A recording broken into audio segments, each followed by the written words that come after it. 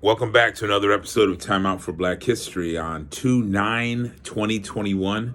We're celebrating my daughter's third birthday, so we're having a nice little celebration here. My thought for the day is a good one. It was inspired by our conversation we had in class today.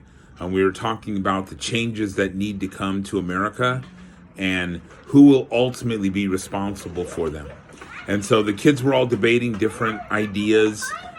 We came up with multiple versions of how it changes, whether it's the government that changes it, whether it's the wealthy, the rich that change it, whether it's the right wing, the left wing, whether it's the moderate middle class American, whether it's Black America itself. A lot of great ideas.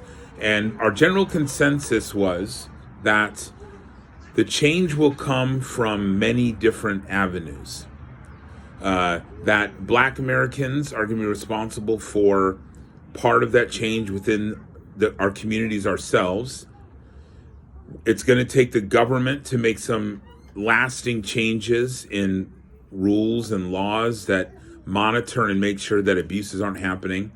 But more so than anyone, there was a general consensus amongst most people that the change is going to come from middle class, moderate white Americans.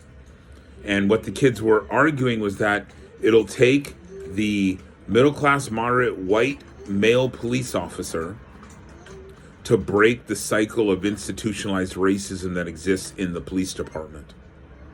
The same thing will need to happen in corporate America. It'll take a white, middle-class, moderate personnel director to begin targeting those things that have maintained a predominantly white elite class in this country. They went through all the different professions and said that it'll be attacked from the inside out. It's not going to be attacked from the outside into that infrastructure. So think about that. Think about ways in which in your own line of work, you see that you could influence change, that you could make a revelation. There aren't enough kids, Black students at my high school. I'm going to do a better job of figuring out why. There aren't enough Black administrators. I'm a police officer, and I seem to notice that many of my colleagues tell jokes that aren't funny or consistent with what we're trying to do. Little things like that, and combating it. So I just, it was a great conversation. The kids really took a lot from it.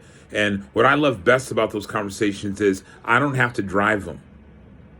These are ideas coming from the kids themselves, and it's powerful to hear what some of them believe. So thanks for listening, and we'll check in again soon.